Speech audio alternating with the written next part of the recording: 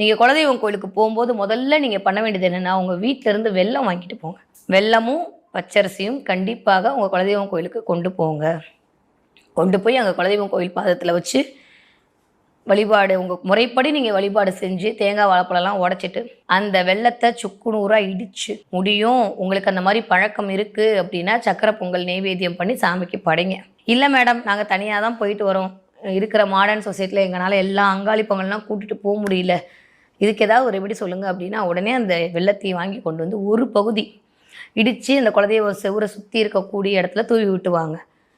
பாதி வெல்லத்தை கொண்டு வந்து நீங்கள் வீட்டில் வச்சுட்டு உங்களுடைய சாப்பாட்டில் அதை கலந்து அன்னைக்கு ஒரு நைவேத்தியம், உங்கள் வீட்டில் குலதெய்வம் படம் வச்சுருப்பீங்களா, அதை வச்சு ஒரு நைவேத்தியமோ வழிபாடோ பண்ணிவிட்டு நீங்கள் அதை சாப்பிட ஆரம்பிங்க.